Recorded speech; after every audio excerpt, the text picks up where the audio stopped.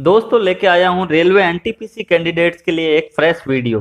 दोस्तों ये वीडियो देखने के बाद रेलवे एनटीपीसी के जो डाउट हैं, जिनमें सीबीटी 2 के बाद सभी पोस्टों के लिए डॉक्यूमेंट वेरिफिकेशन होगा या केवल एक पोस्ट के लिए बुलाया जाएगा, आखिर क्यों उनको 5 बार सीबीटी 2 देना होगा।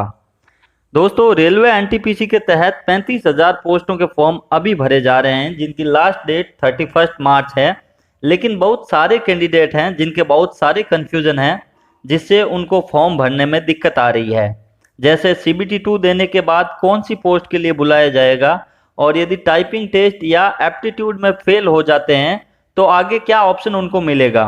इसी तरह मेडिकल में यदि फेल हो जाते हैं तो आगे क्या उनको ऑप्शन मिलेगा, कितने सीबीटी 2 देने होंगे, परीक्षा स्कीम क्या रहेगी, डॉक्यूमेंट वेरिफिकेशन कैसे होगा, मेडिकल एग्जाम कैसे होगा, तथा जिनके ग्लासेस लगे हैं या चश्मा लगा है उनको कौन सी पोस्ट के लिए अप्लाई करना चाहिए। तो दोस्तों आज के वीडियो में मैं फॉर्म भरने से लेके फाइनल पोस्टिंग तक सभी स्टेप की जानकारी दूंगा। आपसे रिक्वेस्ट है कि वीडियो को जरा भी स्किप मत करना। दोस्तों सबसे पहले बात करता हूं फॉर्म फिलअप की। दोस्तों 31 मार्च फॉर्म फिलअप की लास्ट डेट है।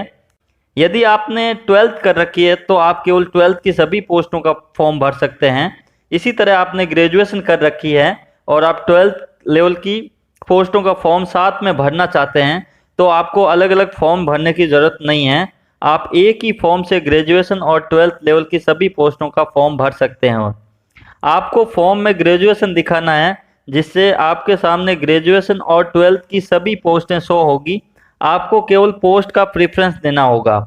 दोस्तों पोस्ट प्रेफरेंस का लिंक नीचे डिस्क्रिप्शन में दे रखा है, इसके ऊपर मेरा एक अलग से वीडियो है, आप उसे जाके देख लेना किस तरह आपको पोस्ट प्रेफरेंस देना है। आगे बात करता हूँ एग्ज़ाम स्कीम की। एग्ज़ाम स्कीम में सबसे पहले सीबीटी 1 होगा, उसके बाद में सीबीटी 2 होगा, फिर आपकी टाइपिंग टेस्ट या एप्टीट्यूड टेस्ट होगा, उसके बाद में डॉक्यूमेंट वेरिफिकेशन होगा और अंत में मेडिकल तथा बाद में पोस्टिंग मिलेगी आपको। बात करते हैं सीबीटी 1 की। दोस्तों सीबीटी 1 का एग्ज़ाम अगस्त या सितंबर महीने में होगा और ये एग्ज़ाम सब पोस्टों के लिए कॉमन होगा, मतलब station master, goods guards, commercial apprentice, account assistant cum typist, junior clerk cum typist, इन सब का एक कॉमन एग्ज़ाम होगा और ये एक कंप्यूटर बेस्ड होगा। इसमें आपको 100 मल्टीपल चॉइस क्वेश्चन करने के लिए 90 मिनट का टाइम मिलेगा तथा 100 मार्क्स का पेपर होगा। इसमें आपकी नेगेटिव मार्किंग 1/3 रहेगी, मतलब हर गलत उत्तर का 0.3 मार्क्स सही क्वेश्चन से आने वाले अंकों से काट लिया जाएगा। इसका सिलेबस कुछ इस प्रकार रहेगा। मैथमेटिक्स से 30 क्वेश्चन रहेंगे, रीजनिंग से 30 क्वेश्चन रहेंगे तथा जीके तथा करंट जीके को मिलाकर टोटल 40 क्वेश्चन रहेंगे। दोस्तों सीबीटी 1 के एग्ज़ाम का सिलेबस आप देख लीजिए, इसके क्या क्या टॉपिक्स रहेंगे सब के सब देख लीजिए, क्योंकि एग्ज़ाम के सारे क्वेश्चन सिलेबस से ही रहेंगे। दोस्तों सीबीटी 1 एग्ज़ाम स्क्रीनिंग नेचर का होगा, मतलब सीबीटी 1 के मार्क्स आगे नहीं जुड़ेंगे। सीबीटी 1 में पोस्टों से 20 गुना कैंडिडेट सीबीटी 2 एग्ज़ाम के लिए क्वालिफाई करेंगे या 20 गुना कैंडिडेट को आगे के लिए बुलाया जाएगा। सीबीटी का एग्ज़ाम कई पारियों में तथा कई दिनों तक चलेगा, इसलिए सबका रिजल्ट नॉर्मलाइज होगा तथा फाइनल मेरिट लिस्ट बनेगी। इसमें जनरल वाले को मिनिमम 40% मार्क्स, ओबीसी को 30%, एससी को 30%, एसटी को 25% लाना जरूरी रहेगा। अगर आपके मार्क्स इससे कम है तो आपको टर्मिनेट कर दिया जाएगा। दोस्तों 14 मार्च 2019 को आरआरबी ने एक बड़ा बदलाव किया है और बदलाव ये किया कि पहले सीबीटी 1 में रिजर्वेशन को लागू नहीं करना था। रिजर्वेशन का फायदा सीबीटी 2 देने के बाद लागू करना था, लेकिन 14 मार्च को एक लेटर निकालकर ये सूचित किया कि सीबीटी 1 देने के बाद आपका सिलेक्शन यदि ओबीसी, एससी, एसटी, ईडब्ल्यूएस या पीडब्ल्यूबीडी के रूप में होता है तो आगे भी सीबीटी 2 डॉक्यूमेंट वेरिफिकेशन, मेडिकल में आपको ओबीसी, एससी, एसटी, ईडब्ल्यूएस या पीडब्ल्यूबीडी कैंडिडेट माना जाएगा। इसका मतलब ये हुआ कि यदि आप सीबीटी 1 में आपका सिलेक्शन ओबीसी से होता है तो सीबीटी 2 में भी आपका सिलेक्शन ओबीसी वैकेंसी से ही होगा। यानी आपके मार्क्स जनरल कैटेगरी की कट ऑफ से ज़्यादा आते हैं तो भी आपका सिलेक्शन ओबीसी वैकेंसी से ही होगा। आप जनरल की सीट नहीं खा सकते। आप ओबीसी कैंडिडेट है और आपका सिलेक्शन यदि जनरल कैटेगरी से होता है तो आपको सीबीटी 2 में भी जनरल कैटेगरी का माना जाएगा और डॉक्यूमेंट वेरिफिकेशन में भी जनरल कैटेगरी का माना जाएगा। अब आप ओबीसी की सीट नहीं खा सकते, मतलब यदि आपके मार्क्स ओबीसी की कट ऑफ से ज्यादा है लेकिन जनरल की कट ऑफ से कम है तो आपका सिलेक्शन नहीं भी हो सकता है। ये सब बातें एससी और एसटी कैंडिडेट पे भी लागू होगी। फाइनल कंक्लूजन ये है कि आपको 2 बार आरक्षण का फायदा नहीं मिलने वाला है। दोस्तों, सीबीटी 1 से कुल वैकेंसी का 20 गुना कैंडिडेट सीबीटी 2 के लिए क्वालिफाई करेंगे। इस तरह सीबीटी 2 के लिए कुल 7 लाख कैंडिडेट लिए जाएंगे। अब सीबीटी 2 में कुल 5 एग्जाम होंगे। एक एग्जाम लेवल 2 के लिए, एक एग्जाम लेवल 3 की पोस्टों के लिए, एक एग्जाम लेवल 4 की पोस्टों के लिए, एक एग्जाम लेवल 5 की पोस्टों के लिए और एक एग्जाम लेवल 6 की पोस्टों के लिए होगा। और सबसे इम्पोर्टेंट बात यह है कि ये एग्जाम ग्रेडेड डिफिकल्टी लेवल पर आधारित होगा। दोस्तों देखिए एनटीपीसी के नोटिफिकेशन को, जिसमें साफ लिखा है कि separate CBT 2 shall be taken for each of the 7 CPC level 2, 3, 4, 5, 6 with graded difficulty. मतलब लेवल 3 का एग्जाम पेपर लेवल 2 के एग्जाम पेपर से टफ होगा। इस तरह लेवल 4 का एग्जाम पेपर लेवल 3 के एग्जाम पेपर से टफ होगा तथा लेवल 6 का पेपर सबसे टफ होगा। अब यदि आपने 12th लेवल से फॉर्म भरा है तो आपको 2 सीबीटी 2 एग्जाम देने होंगे, एक एग्जाम लेवल 2 के लिए तथा दूसरा एग्जाम लेवल 3 के लिए। इस तरह आपने यदि ग्रेजुएशन से फॉर्म भरा है तो आपको कुल 5 सीबीटी 2 एग्जाम देने होंगे। अब पांचों लेवल के लिए आपको 5 बार एग्जाम देने जाना पड़ेगा और ये एग्जाम अलग अलग पारियों में आयोजित करवाया जाएगा। अब चूंकि एग्जाम अलग अलग पारियों में हो रहा है तो फाइनल मेरिट लिस्ट नॉर्मलाइज होकर बनेगी। इस तरह लेवल 2 की अलग नॉर्मलाइज लिस्ट बनेगी, लेवल 3 की अलग नॉर्मलाइज लिस्ट बनेगी, लेवल 4, 5, 6 इन सब की भी अलग अलग नॉर्मलाइज लिस्ट बनेगी।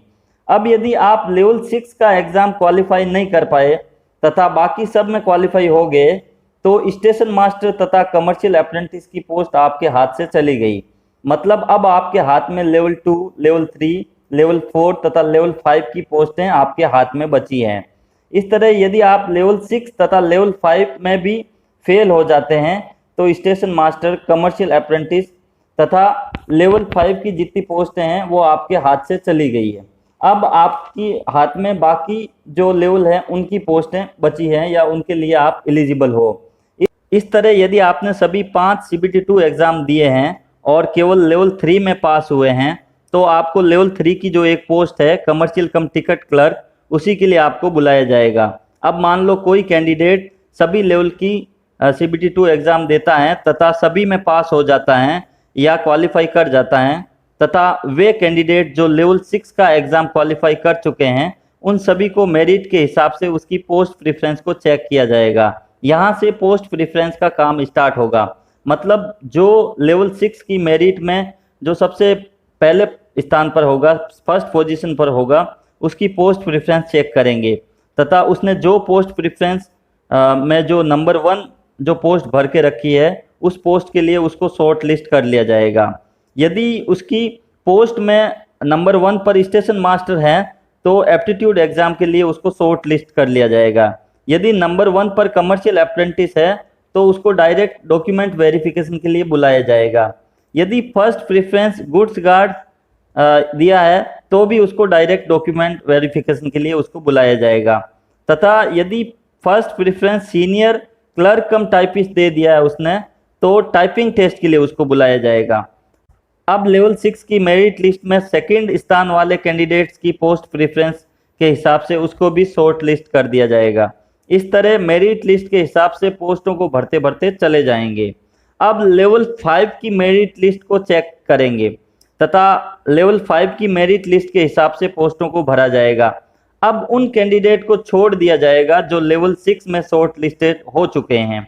इस तरह लेवल 4 की भी मेरिट लिस्ट के हिसाब से लेवल 4 की भी पोस्टों को भरा जाएगा तथा उन कैंडिडेट को छोड़ दिया जाएगा जो लेवल 5 या लेवल 6 में शॉर्ट लिस्टेड हो चुके हैं। अब एक इम्पोर्टेंट बात सुन लो, अब आप जिस पोस्ट के लिए शॉर्ट लिस्टेड हो चुके हैं आगे का सारा प्रोसेस उसी पोस्ट के हिसाब से होगा। अब आप यदि स्टेशन मास्टर के लिए शॉर्ट लिस्टेड हो चुके हैं तो आपको एप्टीट्यूड पास करना होगा। यदि आप फेल हो जाते हैं तो आपको यहीं से बाहर कर दिया जाएगा तथा आगे दूसरी पोस्टों के लिए कोई भी आपको चांस नहीं दिया जाएगा। स्टेशन मास्टर की टोटल पोस्टों या टोटल वैकेंसी के 8 गुना कैंडिडेट एप्टीट्यूड टेस्ट के लिए बुलाए जाएंगे। इसमें से 6.5 गुना कैंडिडेट को फाइनल लिस्ट बनने तक बाहर कर दिया जाएगा तथा ये 6.5 गुना बाहर हो चुके कैंडिडेट को दूसरी पोस्टों के लिए कोई चांस नहीं मिलने वाला है। यदि आप कमर्शियल अप्रेंटिस पोस्ट के लिए शॉर्ट लिस्टेड हुए हैं तो आपको डायरेक्ट डॉक्यूमेंट वेरिफिकेशन के लिए बुलाया जाएगा। इसकी लिस्ट में 2 सेक्शन बने होंगे। पहले सेक्शन में टोटल वैकेंसी के बराबर कैंडिडेट होंगे, इनको परमानेंट मान के चलेंगे तथा दूसरे सेक्शन में कुल वैकेंसी के 50% कैंडिडेट होंगे जिसको वेटिंग लिस्ट में रखे जाएंगे। यदि कोई डॉक्यूमेंट वेरिफिकेशन में फेल हो जाता है या मेडिकल में फेल हो जाता है तो वेट लिस्ट वाले या वेटिंग लिस्ट वाले कैंडिडेट को लिया जाएगा। इस तरह जो कैंडिडेट ट्रेन क्लर्क, कमर्शियल कम ticket clerk, goods guard, senior commercial कम टिकट क्लर्क तथा कमर्शियल अप्रेंटिस में सेलेक्टेड होते हैं तो उनको डायरेक्ट डॉक्यूमेंट वेरिफिकेशन के लिए बुलाया जाएगा। अब बाकी बची सभी पोस्टों में टाइपिंग टेस्ट है तो हर पोस्ट के लिए 8 गुना कैंडिडेट बुलाए जाएंगे तथा फाइनल मेरिट लिस्ट बनने तक 6.5 गुना कैंडिडेट को बाहर कर दिया जाएगा। इस तरह इसके बाद डॉक्यूमेंट वेरिफिकेशन में टोटल पोस्टों के बराबर परमानेंट कैंडिडेट तथा टोटल पोस्टों के 50% वेटिंग लिस्ट कैंडिडेट को डॉक्यूमेंट वेरिफिकेशन के लिए बुलाया जाएगा तथा सक्सेसफुल डॉक्यूमेंट वेरिफिकेशन होने पर आगे मेडिकल के लिए भेजा जाएगा। दोस्तों, रेलवे का मेडिकल किस पोस्ट के लिए किस तरह होता है इसका लिंक मैंने डिस्क्रिप्शन में दे रखा है। इसका मैंने एक अलग से वीडियो बना रखा है, आप उसको जाके देख सकते हो या डायरेक्ट आप मेरे चैनल पे जाके एनटीपीसी का रेलवे का मेडिकल किस तरह होता है आप वो वाला वीडियो देख सकते हो। यदि आप मेडिकल में फेल हो जाते हैं तो आपको कोई दूसरा ऑप्शन नहीं मिलेगा, आपको डायरेक्ट बाहर कर दिया जाएगा। ये देखो दोस्तों, नोटिफिकेशन में साफ लिखा है, in case of failure of the candidate to pass the prescribed medical fitness for the opted post he will not be considered suitable for impanelment for that post and not alternate appointment will be provided। मतलब अगर जिस post के लिए आपका selection हुआ है और आप मेडिकल में फेल हो जाते हो तो कोई दूसरा ऑप्शन आपको नहीं मिलेगा। इस तरह दोस्तों आपका मेडिकल आपका संबंधित रेलवे ही करवाएगा, आरआरबी नहीं। तो मेडिकल के लिए संबंधित रेलवे आपके घर पर मेडिकल के लिए कॉल लेटर भेजेगा जिसमें डेट, मेडिकल प्लेस तथा मेडिकल के लिए जरूरी सर्टिफिकेट साथ लाने के लिए इंस्ट्रक्शन दिए रहेंगे। सक्सेसफुल मेडिकल होने के बाद आपका पुलिस वेरिफिकेशन करवाया जाएगा तथा पुलिस वेरिफिकेशन के बाद फाइनल पोस्टिंग के लिए भी एक अलग से कॉल लेटर आपके घर